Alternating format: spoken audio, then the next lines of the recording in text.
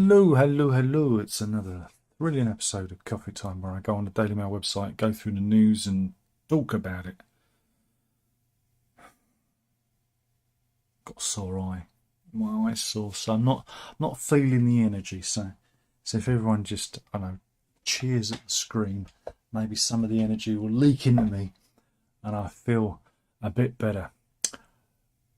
First up, what would you do if you lived next door to a big prison, a super jail? Yeah, families living next to Britain's new £85 million women's super jail say they don't like it very much because if they sit in their gardens, they can hear the prisoners threatening to kill each other and shouting, and they can hear this noise at all hours. Yeah, this is the locals by the HMP Sterling. We've got a picture of it. It reminds me of Brookside. No,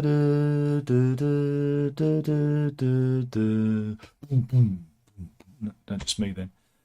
Brookside Close. Yeah. Anyway, this is a cul-de-sac, and the prison, as you can see, looks a bit like a college campus. I'm sure the kids' school looks a bit like that from the air.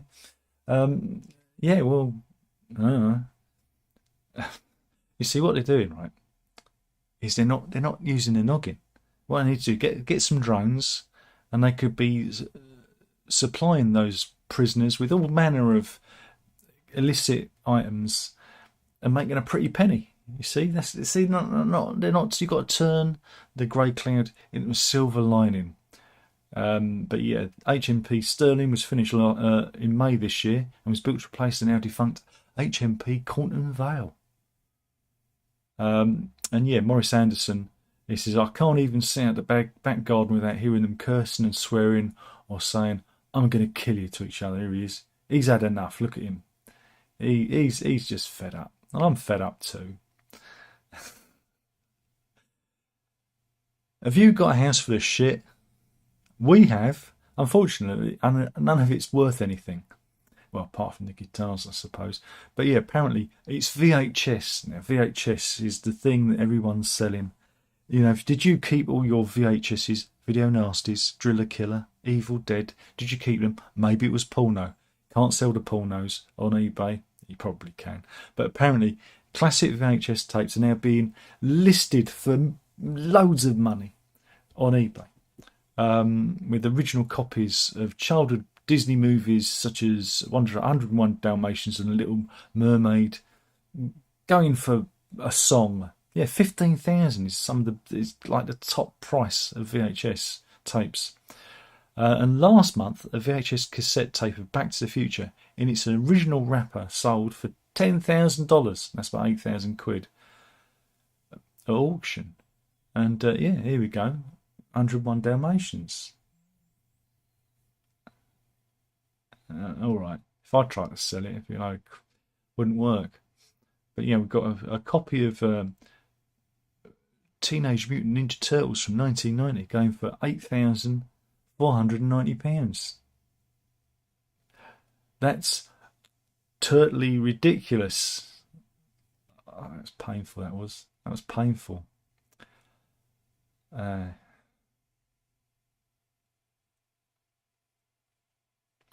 Here you go. Apparently, this is Philip Schofield's favourite movie because he always likes to have Aladdin. That's going for £5,065. Oh God, I'm doing my best with the material. I am, but yeah, there's a whole load of crazy prices. Crazy prices on the eBays. Look, look at that, crazy.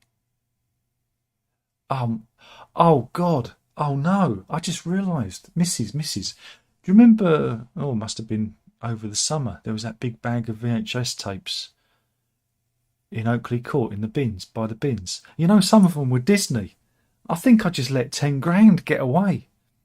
Antiques expert Tracy Martin said collectors are willing to pay good money for VHS tapes. Like I said, if you've got any pornos, they're going for a premium. But here are some of the most valuable VHS tapes out there, apparently. You've got Nightmare on Elm Street, The Goonies. I got caught by The Goonies once. Didn't have to make my eyes water. Taxi Driver, Conan the Barbarian, Dumbo, Back to the Future, Fast and Furious, Teen Wolf, Gremlins, First Blood, and Halloween 2. Halloween 2, as we all know, is the best of all the Halloweens. No, it isn't. That's Halloween 3.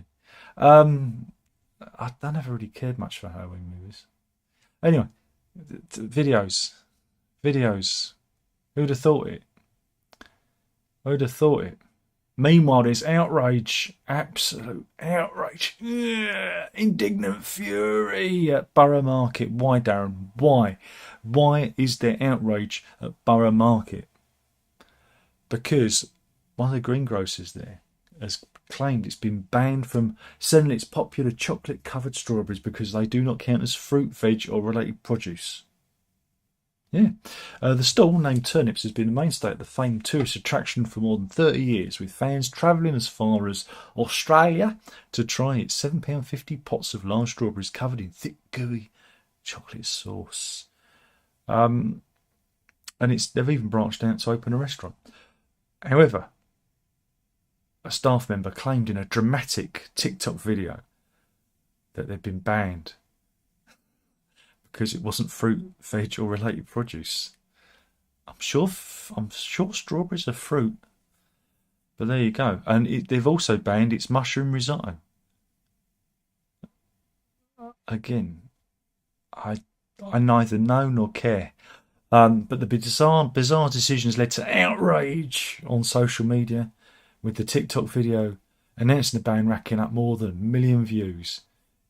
And here he is. Let's see. Tell you wants to get his hair cut, bloody hippie. So there you go. So, I mean, of course, you could just buy your own strawberries and do it yourself, I suppose. Meanwhile, in the world of cancellation world, who's up for cancellation today? Well, apparently Jonathan Ross and Richard Iodi are up for cancellation. What did they do? What did they do wrong? Did they go down to the local stream and drown kittens? No.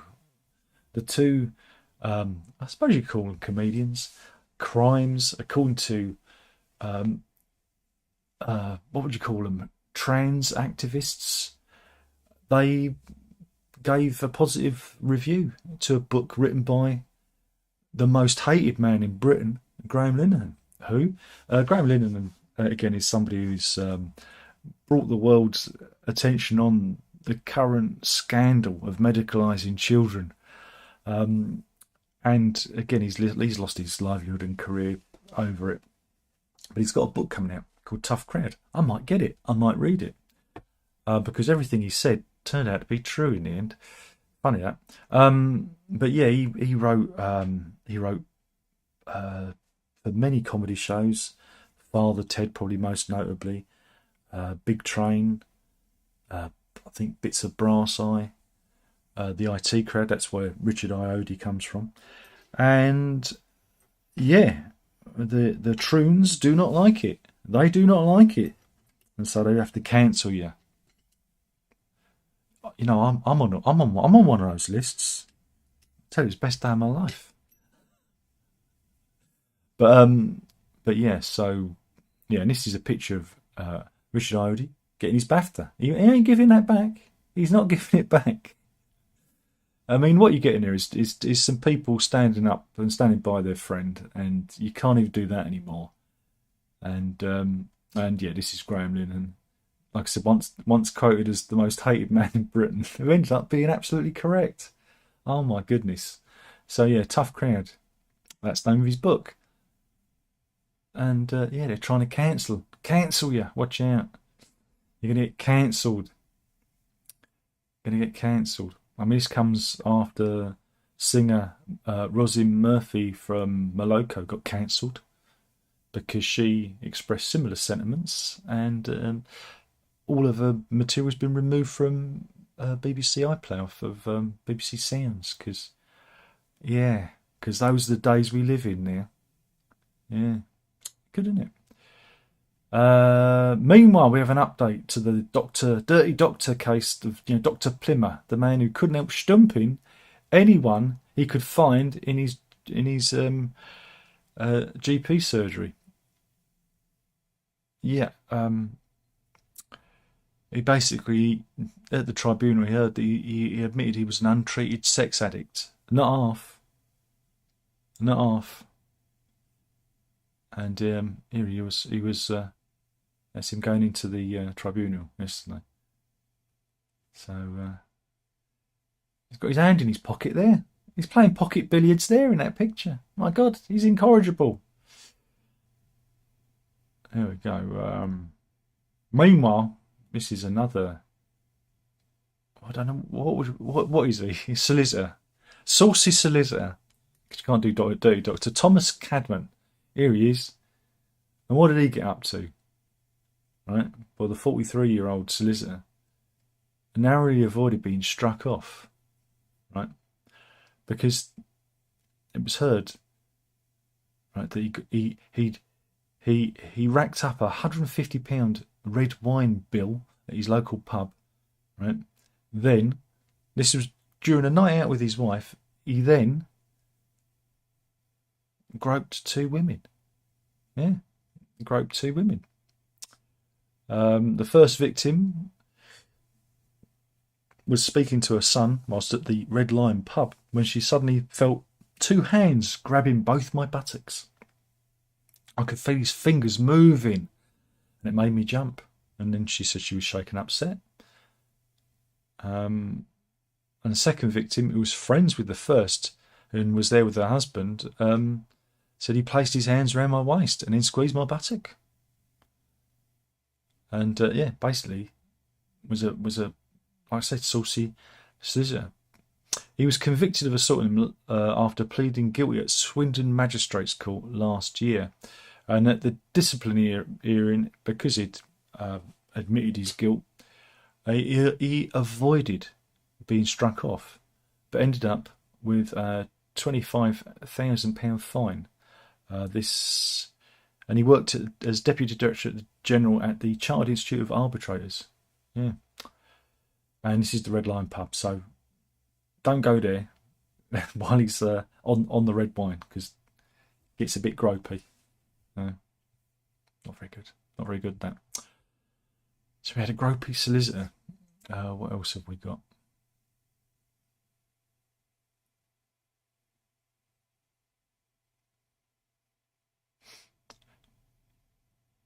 This is a story. This follows on from, again, 9/11 happened 3 days ago. No, the anniversary. It didn't actually happen. The anniversary happened. And a former IBM executive, Bill Elmore, was sharing his recollection on the tragedy's 22nd anniversary. Right? Here is Bill Elmore. I think this is an AI version of Bill Elmore, because he don't look real. He looks AI, doesn't he? He was booked onto Flight 93. Right? Here's his story that he told. He was booked on Flight 93. And he explains, right?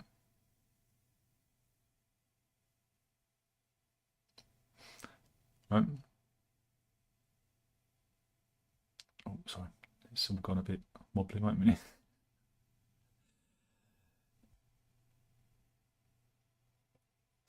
Yeah, he explains, right, that a co-worker saved his life by advising him against taking one of the flights. So take a different flight. And he avoided one of the planes that hit the tower. And you think, wow, what an amazing story. Right? And he's very grateful, for everything. And then he topped it off by saying, sad to say, ultimately I like to fire her for poor performance. It was difficult. It's like, no, you kind of owe her your life, mate. So yeah, there you go. A little bit of an ingracious ending to that story. Amazing, she saved his life, but Yeah, poor performance on your bike. I think, if you had any kind of soul, you'd reflect on it and just turn a blind eye. You'd probably just have a, try and do a bit better. Turn a blind eye to it, wouldn't you? God, some people are just absolutely heartless. There we go. What else have we got? A lot about Meghan Markle at the Invictus Games, but we're not going to cover that because that's boring.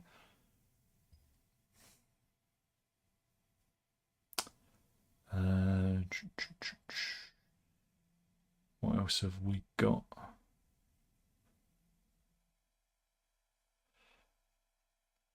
Meanwhile, this is EU news. EU news.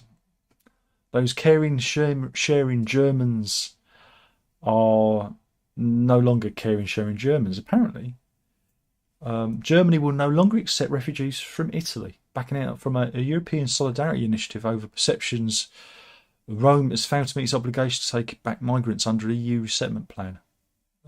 Berlin have voluntarily pledged to help overwhelmed EU states by taking 3,500 migrants, and it's accepted more than 1,700 under the scheme, which was launched last June.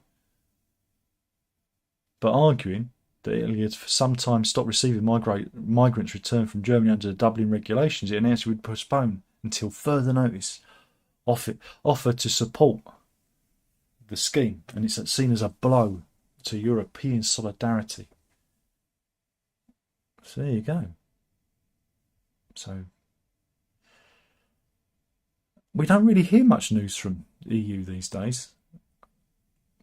So maybe, I think we're all in the same boat, aren't we, with this? And nobody really knows how to deal with the issue. But that's what happens when you destabilise countries. But they blame it on climate change, don't they? Ooh, climate change. Let's go back to the alien story. Remember we saw these peculiar aliens that were trotted out in Mexico at Mexican Congress by journalist and UFO enthusiast James Mausen and forensic scientist Dr. Jose Saucy Benitez.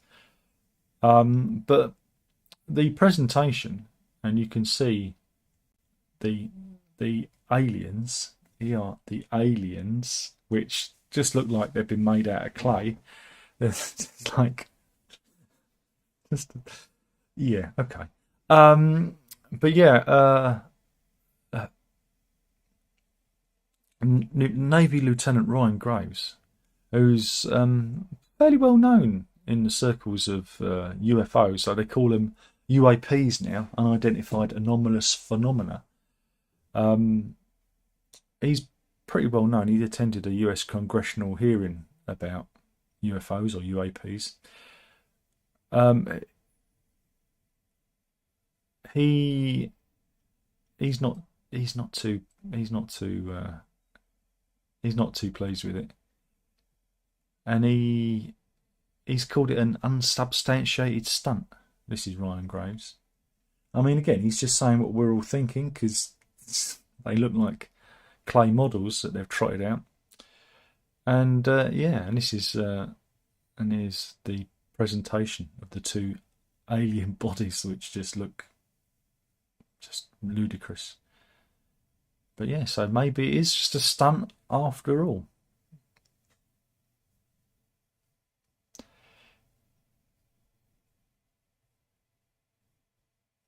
Meanwhile, NASA will today release the findings of a long-awaited study into more than 800 UFO sightings over 3 decades, or UAP sightings, UFO, UAP. Last year it was announced that they were reviewing evidence regarding UAPs, and now the report's coming. It's coming. They reckon just 2 to 5% of the reports are considered possibly really anomalous. But added a lack of high quality data is hampering researchers' ability to apply rigorous scientific scrutiny to mystery solving. And look, here's a picture of a genuine UFO. No, it's a stock image from Shutterstock that Daily Mail have used. So yeah, I wonder what they're going to say. But yeah, NASA have put together an independent team of 16 scientific, aeronautic and data analytic experts with the aim of analysing sightings of UAPs from a logical and scientific perspective. They're going to come back and say, just don't know. Just don't know what it is. It's completely unexplained.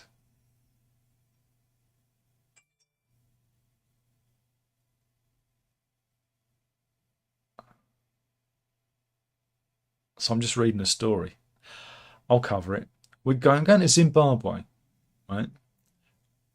And this is oh god, he's got a great name. Thadolowinskosi Dnolovi. I'm sorry if you're from Zimbabwe. I mangled the name. Here he is. He's been taken. He's taken to court, right? And he is a serial killer, and apparently he's a cannibal serial killer. And apparently he operated in his hometown of Bulawayo, that's Zimbabwe's second city. And they reckon 5 murders took place between August the 28th and September the 4th, until he was eventually arrested by Zimbabwean police. Yeah, he went on an 8-day killing spree, right, where he targeted homeless men and killed them by using a brick to batter them to death. He then cut off their genitals and removed their intestines, which they think he may have eaten. And he's a cannibal killer. He's a real life Dr. Lecter. But it's not very nice, is it? It's not very good. But yeah, Zimbabwe's cannibal killer. I think I've probably been demonetised now. There we go.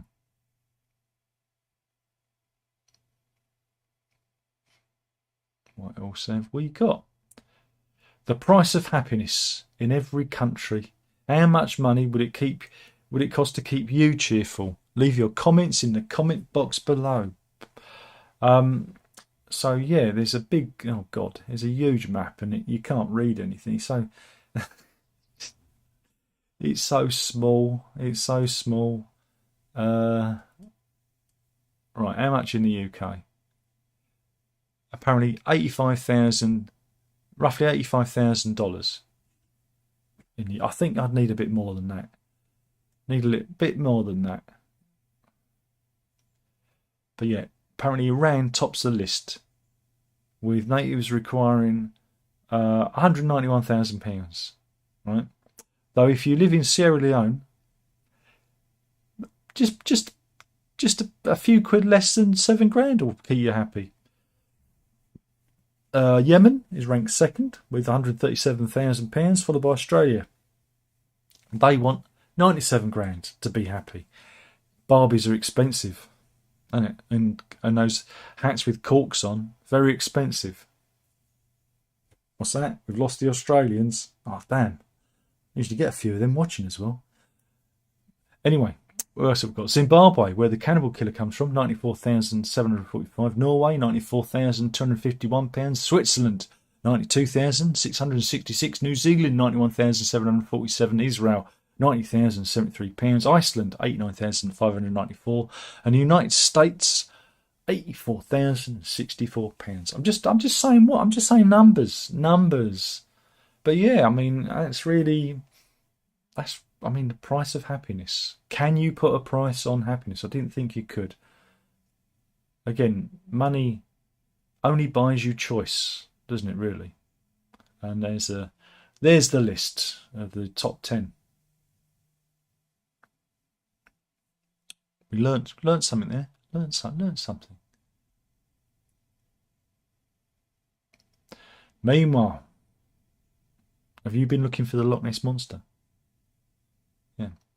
A Nessie hunter is convinced that she spotted the mythical creature at the loch, right, after snapping huge ripples in the water. And this is the 7th apparent sighting of the beast so far this year. This is Siobhan Janaway, and she's an Inverness local. She thought the ripples were from a powerboat. They probably were. But she said there were no vessels nearby. All right. And Yeah, look at that. Look at that. It's Nessie. It's Nessie breaking surface there.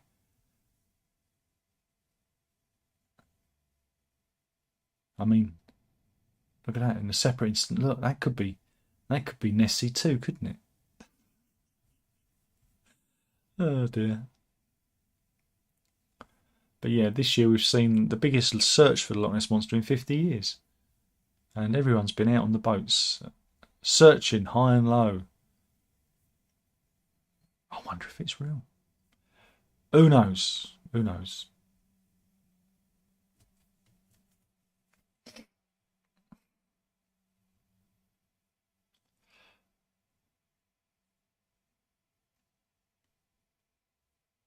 Right, what else have we got?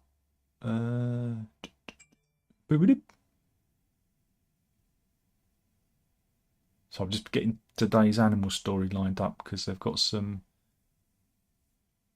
We've got debt-ridden councils.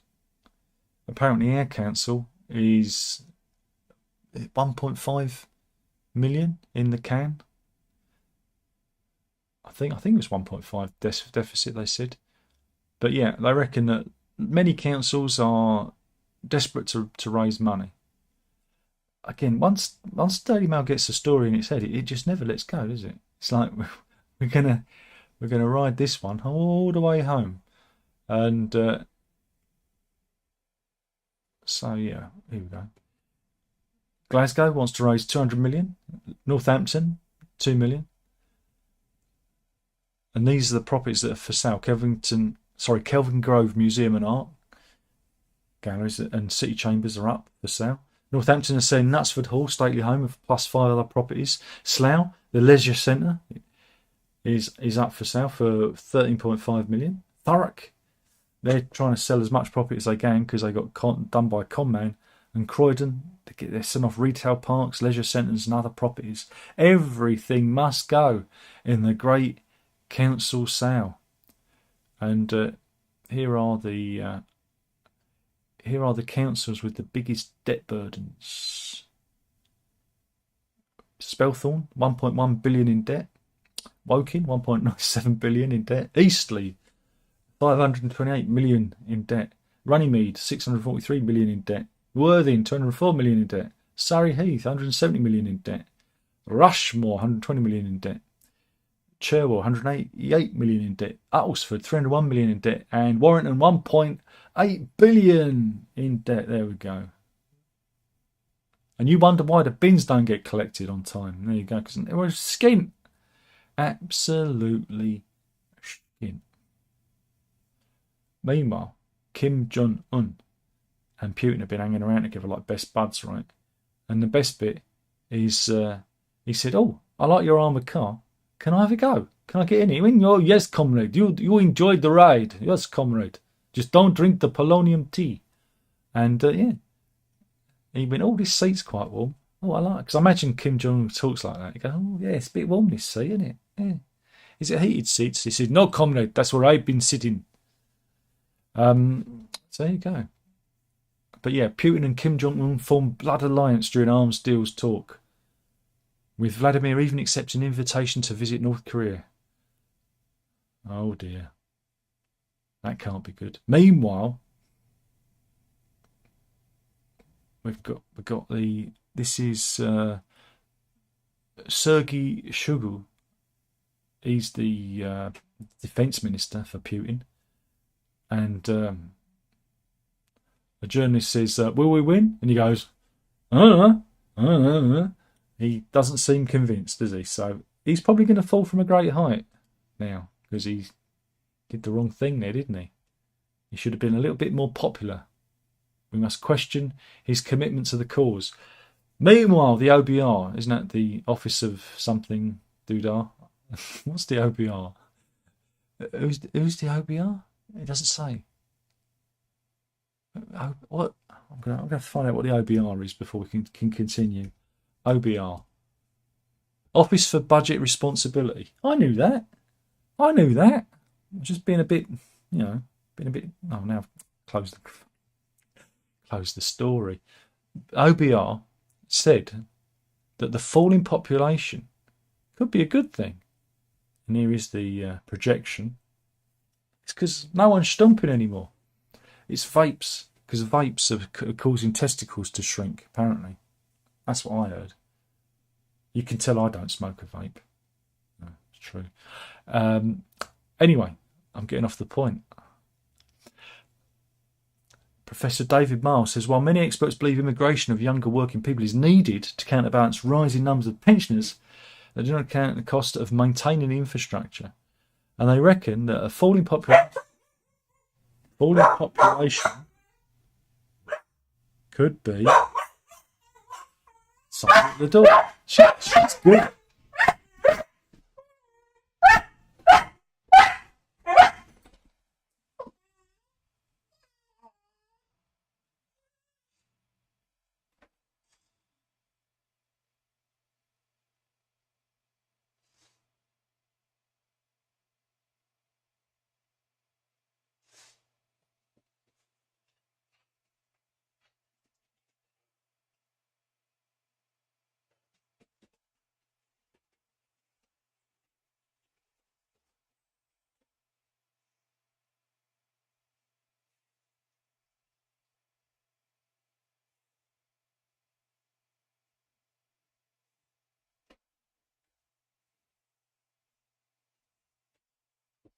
It's always something. This is catalogued to the Freddie Mercury Sotheby's auction, I believe. Or was it Christie's? Suspect. Can't remember. Where does it come from? Doesn't say. But anyway, it's yeah, that should be fun to look at. If you're all good, maybe I'll do an unboxing. But yeah, where were we? The OBR reckons that a falling population could make Brits richer. Okay, because there's not going to be so many people to pay for. You know, not so many old people. Don't need the infrastructure. And yeah, it's good. And everything will have more money because we won't have to pay for all those bloody old people. Wait a minute, I am one of those old people. This isn't good.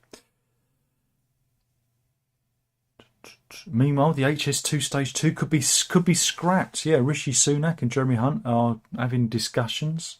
Again, the HS2 is the biggest white elephant, the biggest load of cobblers ever to have happened. It's churned up vast tracts of countryside, houses and properties have been destroyed. For what? For nothing. It was just a joke. There are other bits of the rail infrastructure that could be developed, and now. Right, again, for those who don't know, the HS2 was a high-speed route that was going to go all the way to, I think it was Manchester, going up the eastern side of the country. Again, it's cost a stupid amount of money, and they're looking at axing it to save £34 billion. We've already spent £2.3 billion on it, and a disaster, an absolute, utter disaster. And I think, doesn't HS2 go back? I don't know if it goes back to Labour. Again, successive governments, this has been, like I said, rattling around for ages. And hopefully it is scrapped. But it's too late for some. This is the thing.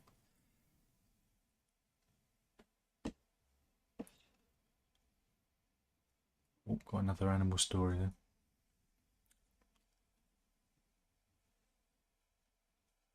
That's not a nice one.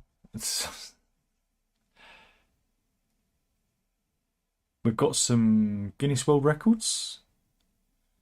This is 2024's Guinness World Records. This is Tommy the steer, right? He's a giant purebred brown Swiss cow, and you're not going to believe this. He's 6'1" high. It looks like a Photoshop, doesn't it? And he's in the Guinness World Records. Fred.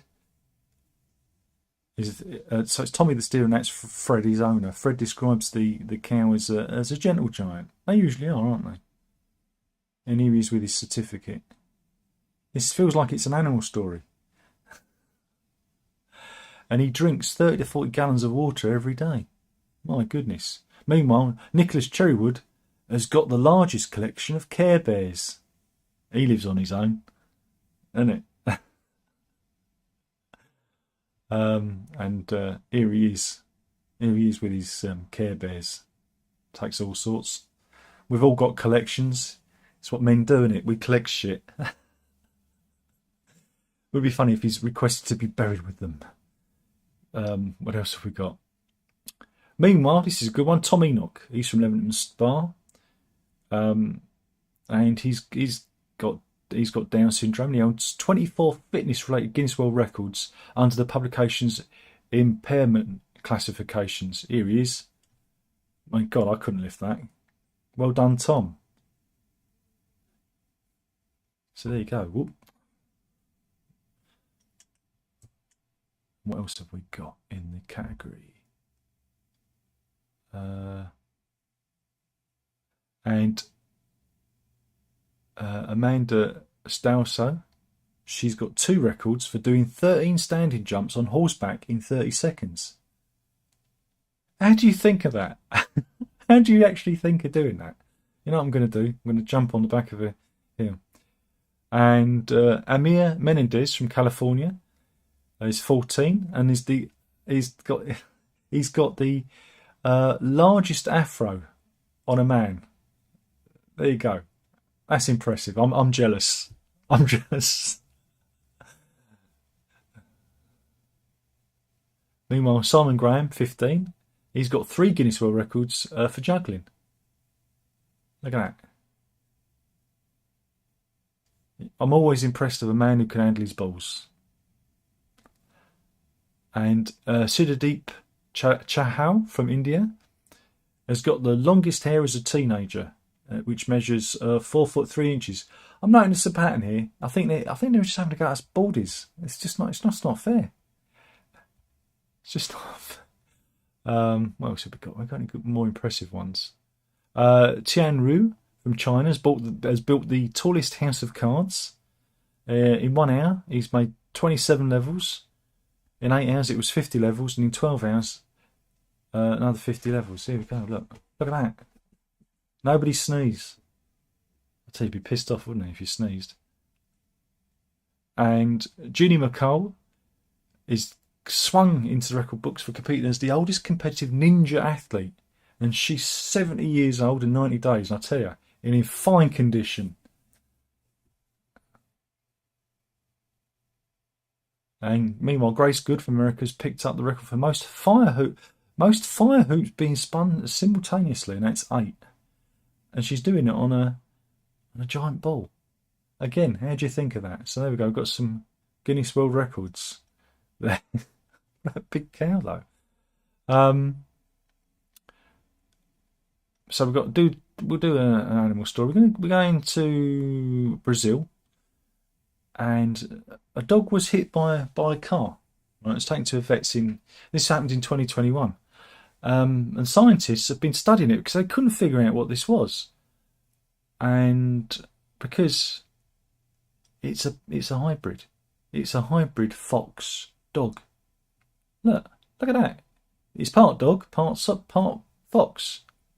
And they've been studying it because they weren't sure exactly what she is, but they reckon that her mother was a pampas fox whilst her father was a domestic dog. And it's called a dogsim. That's Dogxim. Okay. That's the name for a dog fox hybrid. Dogxim. That sounds like something you do on the internet, isn't it? When you give someone's address away. Oh, you've got a lovely face. I wonder if he smells like a fox, though. Oh, it's a she. I wonder if she has and it smells like a fox, because foxes can be a little bit. Whew. Got the most beautiful brown eyes. Oh. But apparently, the Daily Mail have looked at the most bizarre hybrid dogs. There are others, right?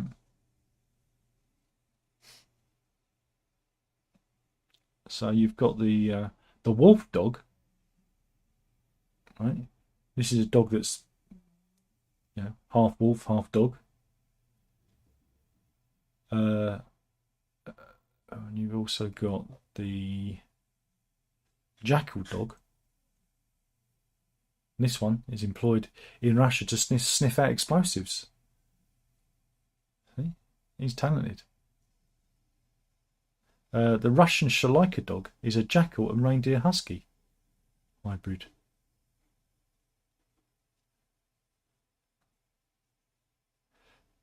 And the Australian cattle dog, they reckon, is related to the dingo. Here we go. We're learning all about hybrids here. This is...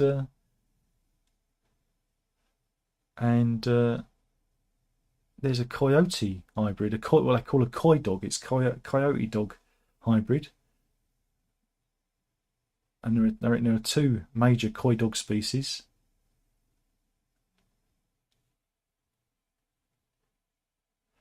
And there we go. And I think that'll do. That'll do, pig. That'll do. That'll be enough for today. Let's see if there's anybody in there. In the chat, 8 people in. And the return of the Son of Nothing is in. Well, that's a big name, isn't it? Is that a Pink Floyd reference, isn't it? And there's no one else. Nobody else wants to chat. So we'll just leave it there. Killing the channel, 1 video time. That was the news. Hopefully you enjoyed it. There'll be another one along soon. There's only one thing to say. By now you should know what that is. And that is drink it up. Ta-ta.